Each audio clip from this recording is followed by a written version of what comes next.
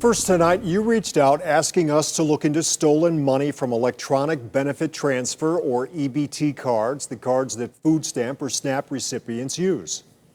I called the news and spoke to you guys, see if anyone else was experiencing this. So here we go. We did speak with a family in crisis tonight, as well as officials, about how to stay protected.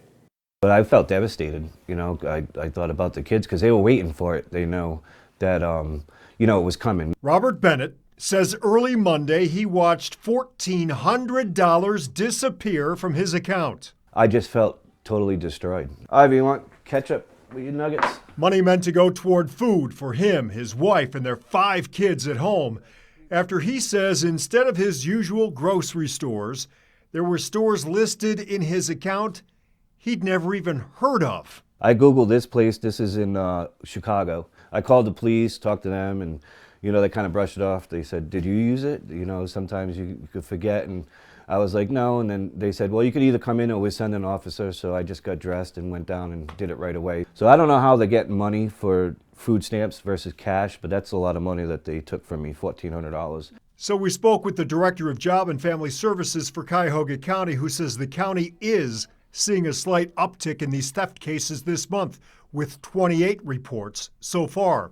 Since June of 2023, there have been 434 cases of electronic benefits theft reported in Cuyahoga County. Those cases involved roughly $166,000 in benefits. This is a horrible thing. These are criminals preying upon the most vulnerable people in our society, people who need these benefits just to feed their families. And it turns out federal and state officials are not completely sure how thieves are even getting this information, but they are investigating. When we reached out to the USDA, it said it's working with state and federal partners and SNAP retailers to protect SNAP benefits and fight fraud, including skimming reports.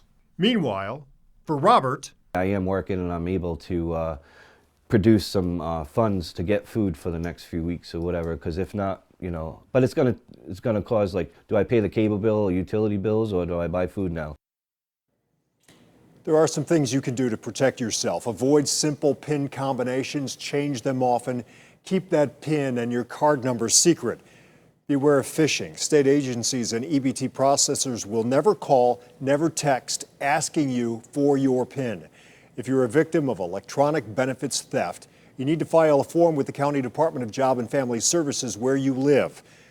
News 5 is committed to reporting on stories like these that matter to you. If there's something you'd like to see us follow through on, you can email us at tips@wews.com.